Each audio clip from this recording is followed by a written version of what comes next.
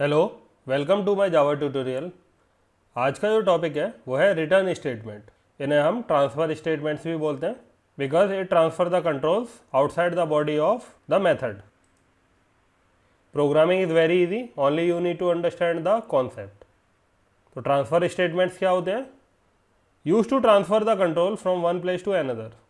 Use to transfer control to a specific statement. In Java, we have three common transfer statements: return statement, break statement, continue statement. All the above three statements must be the last statement of any flow of execution inside a module, method, constructor or block. अगर किसी भी module, method, constructor या block में एक से ज़्यादा transfer statement होते हैं तो उस केस में क्या होगा, हमें उसे बाउंड करना पड़ेगा with the help of if else और कंडीशनल स्टेटमेंट्स।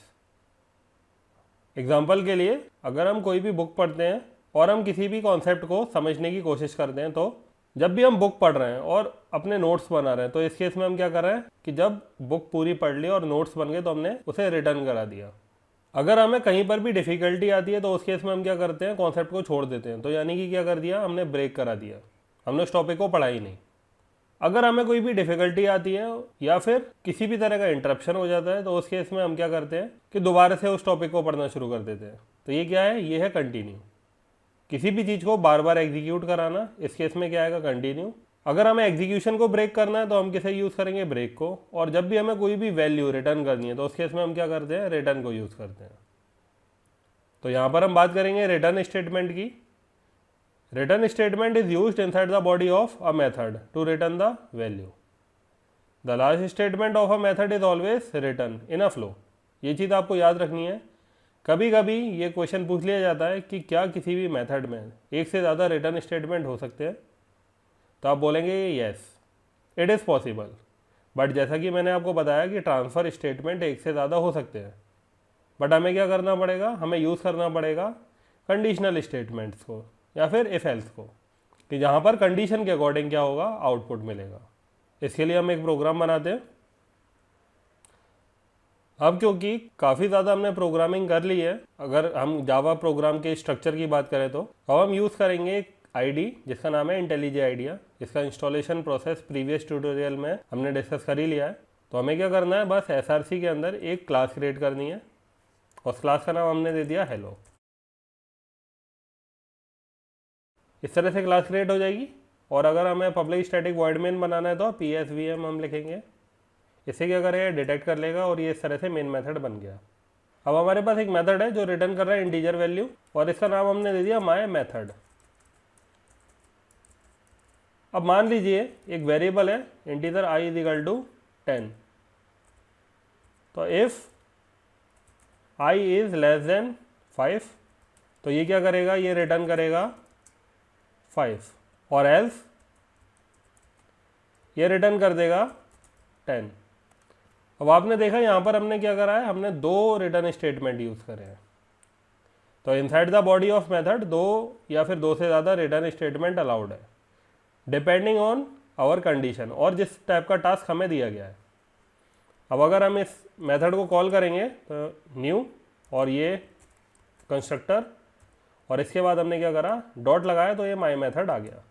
ये एक आईडी है, ये आपकी प्रोग्रामिंग को और ज़्यादा इम्प्रूव करेगी, आपको एक बहुत ही ज़्यादा rich application development environment provide कराएगी जिसमें आपको सारी चीज़ें अपने आप नहीं लिखनी, कुछ चीज़ें ऑटोमेटिकली आएंगी। जो चीज़ें ऑलरेडी क्रिएटेड है, डिक्लेयर है, उसे क्या कर सकते हैं आप, बार बार यूज़ कर सकते हैं, आपको पूरा नहीं लिखना है। जैसे कि हमने यहाँ पर डॉट माई मेथड के लिए करा तो ये अपने आप लिख के आ गया क्योंकि ये मेथड क्या है, ये डिक्लेयर है। तो आपको ये भी किस टाइप का दिख रहा होगा, ये दिख रहा होगा थोड़ा सा ट्रांसपेरेंट।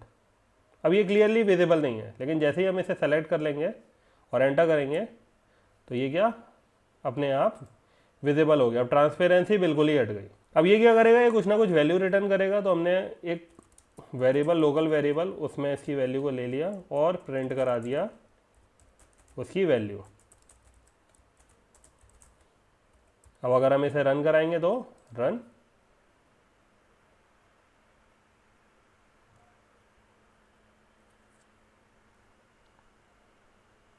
तो इस केस में हमें मिल गया 10।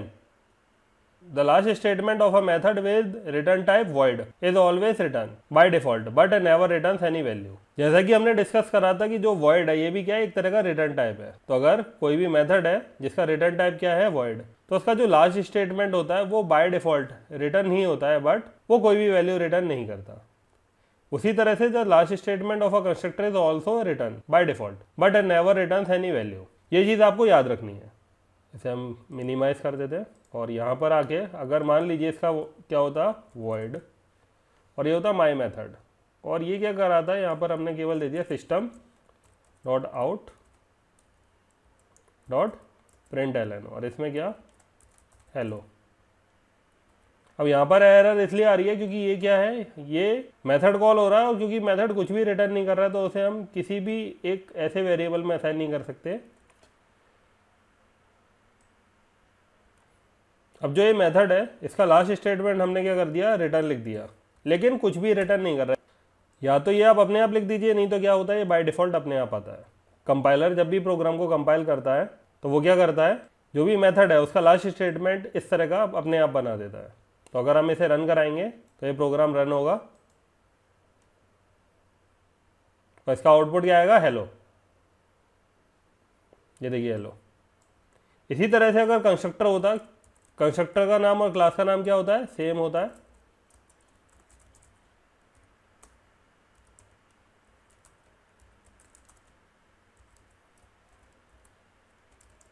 I am constructor.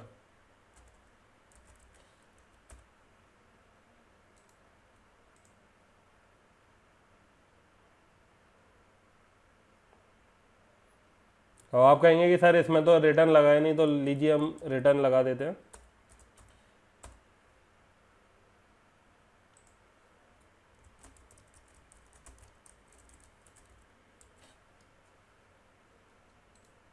अब अगर इसे रन कराएंगे तो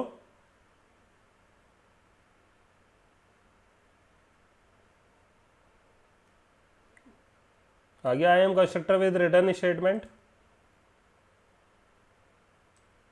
और जैसा कि वो कंडीशन हमने डिस्कस करी थी जिसमें क्या है, किसी भी मेथड के अंदर या फिर कंस्ट्रक्टर के अंदर भी मल्टीपल रिटर्न स्टेटमेंट हो सकते हैं, बट कंस्ट्रक्टर के अंदर अगर रिटर्न स्टेटमेंट होगा तो फिर क्या होगा, वो कुछ भी वैल्यू रिटर्न नहीं करेगा। और ये चीज़ आपको और याद रखनी है कि एक पर्टिकुलर फ्लो में जो रिटर्न होता है वो लास्ट स्टेटमेंट ही होता है।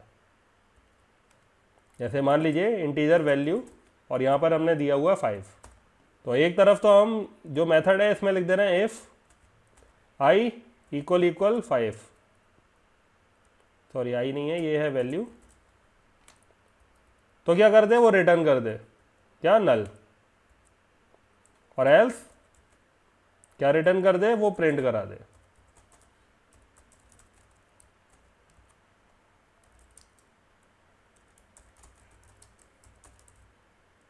आप कुछ भी स्ट्रिंग को लिख सकते हैं। तो यहाँ पर लिख दिया नॉट रिटर्निंग एनीथिंग, तो इस केस में क्या है, वैल्यू क्या है 5, तो इस केस में केवल हेलो ही आएगा। अगर हम इसे रन कराएंगे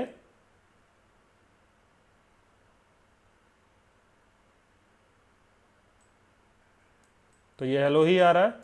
अब अगर आपको ये चाहिए कि नॉट रिटर्निंग एनीथिंग, तो इसमें क्या करें, इसकी वैल्यू हमने कर दी चेंज, तो ये इफ एग्जीक्यूट नहीं होगा और क्या होगा, एल्स एग्जीक्यूट होगा।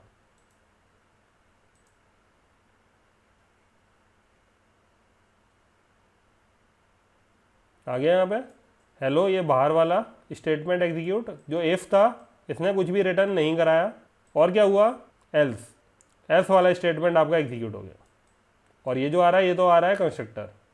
तो इसीलिए आपको ये चीज़ याद रखनी है कि किसी भी एक पर्टिकुलर फ्लो में, तो अगर फ्लो यहाँ से शुरू हो रहा है और यहाँ पर क्या है वो ख़त्म हो जा रहा है, तो ये हो गया एक फ्लो। और इस केस में क्या है, रिटर्न लास्ट स्टेटमेंट। अगर इसके बाद कुछ भी होगा तो क्या आएगी, कंपाइल टाइम एरर। अगर हम इसे इस तरह से बना लेते हैं और यहाँ पर लिख दिया, या फिर हमने वैल्यू प्लस प्लस कर दिया, क्योंकि ये भी एक तरह का स्टेटमेंट है, तो ये क्या देगा, ये देगा एरर। अब एरर आपको देखनी है तो आप क्या करेंगे, इस पर ले जाएंगे और ये क्या बोल रहा है, अनरीचेबल। क्यों, क्योंकि रिटर्न के बाद कुछ भी आएगा तो वो क्या होगा, अनरीचेबल। अब आपको अगर यहाँ पर देखना है तो आपको क्या मिलेगा कि डिलीट अनरीचेबल स्टेटमेंट, और इसके लिए आपको क्या करना है, ऑल्ट शिफ्ट एंटर। तो अगर आप ऑल्ट शिफ्ट एंटर को प्रेस करेंगे तो उसके इसमें ये हट जाएगा। तो इस तरह से अगर आप यूज़ करते रहेंगे तो धीरे धीरे आपको बहुत सारे शॉर्टकट मालूम पड़ जाएंगे। तो ये तो था मेथड के साथ। अगर कंस्ट्रक्टर के साथ भी लगाना है तो इसी तरह से रिटर्न, वहीं पर हमने लिख दिया इफ वैल्यू इक्वल इक्वल क्या है 6,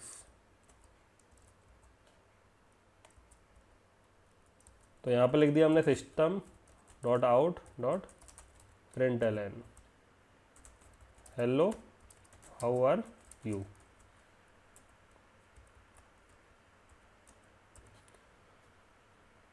स्क्रीन थोड़ी इसकी दिक्कत आ रही होगी तो मैं इसका फॉन्ट छोटा कर देता हूँ। फॉन्ट हमने कर दिया यहाँ पे 14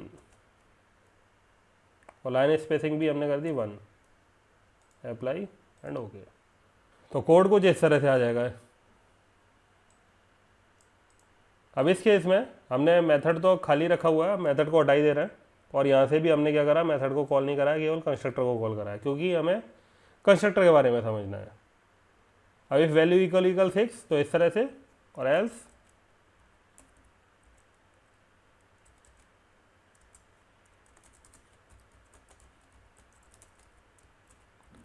विदाउट रिटर्न।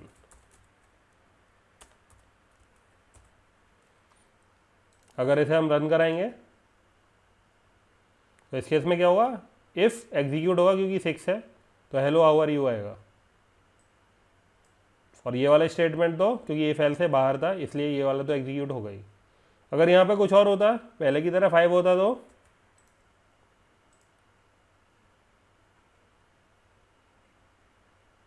एल्स एग्जीक्यूट होता, तो क्या आ गया विदाउट रिटर्न। तो ये चीज़ें आपको समझनी है। चलिए हम एक छोटा सा प्रोग्राम और बना लेते हैं। और ये क्या कर रहा है, ये प्रोग्राम स्ट्रिंग में हमें एक मैसेज पास कर रहा है और यहाँ पर मान लीजिए ये क्या कर रहा है, ये एक तरह की स्ट्रिंग भी ले रहा है जिसे हम दे रहे हैं वैल्यू। तो अगर हम यहाँ पर लिख रहे हैं गुड मॉर्निंग या फिर हम यहाँ पे लिख रहे हैं मॉर्निंग, ये हमें मेथड में पास करना है, हमने कंस्ट्रक्टर में पास कर दिया था मैसेज। तो मॉर्निंग लिखने के बाद हमने यहाँ पे कंडीशन बना दी इफ वैल्यू इक्वल इक्वल क्या है मॉर्निंग। तो रिटर्न क्या कराना चाहिए,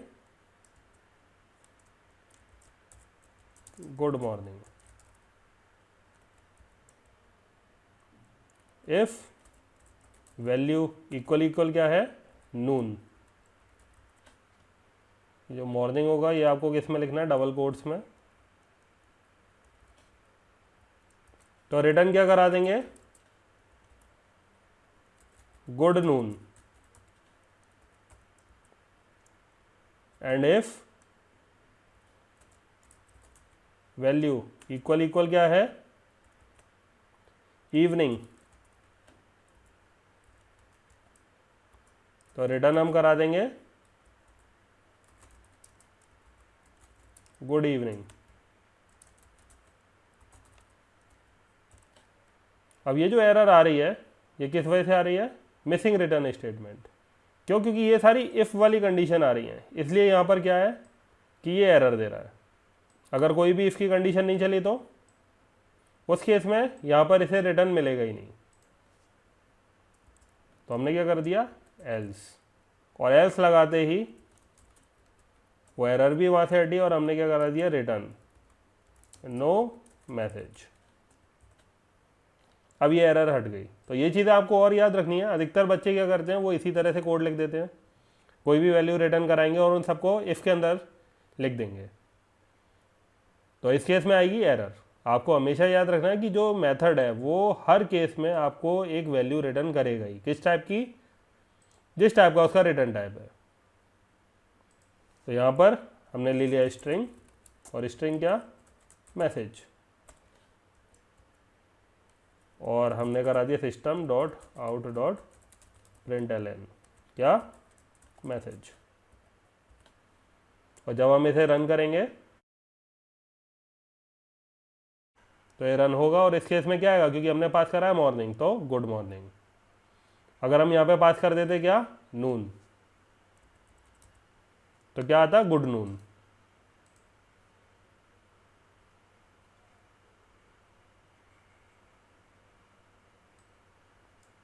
आई थिंक आपको चीज़ें क्लियर हुई होगी रिटर्न स्टेटमेंट से रिलेटेड। आप अपने किसी भी तरह के कॉन्सेप्ट को लेके प्रोग्राम बनाते रहिए, बस ये चीज़ देखिएगा कि उसका जो फ्लो हो वो बिल्कुल सही हो।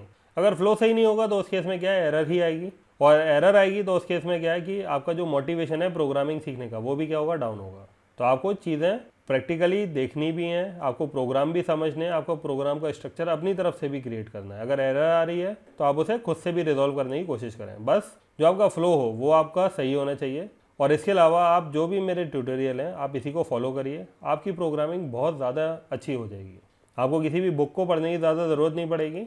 आगे हम धीरे धीरे काम करेंगे तो उस केस में आपको प्रोजेक्ट भी बनाना आ जाएगा, आपको चीज़ें भी समझ में आने लग जाएंगी, आपको ये भी मालूम पड़ने लग जाएगा कि किस तरह से आपको पढ़ना है, आपको अपनी जो नॉलेज है उसे गेन करनी है। अभी जो मैंने ये ट्यूटोरियल लॉन्च करे हैं इसमें ज़्यादा चीज़ें टफ नहीं है, बहुत ही ज़्यादा ईजी हैं, और ये उस बच्चे को ज़्यादा ध्यान में रख के बनाई गई है जिसे प्रोग्रामिंग बहुत ज़्यादा टफ लगती है। होप आपको चीज़ें समझ में आई होगी। अगर आपकी कोई भी क्वेरी है तो आप कमेंट बॉक्स में उसे लिख सकते हैं, या फिर आप लॉग ऑन कर सकते हैं www.learntounless.com/contactus.php। हम आपकी क्वेरी सॉल्व करने की कोशिश करेंगे। Thank you.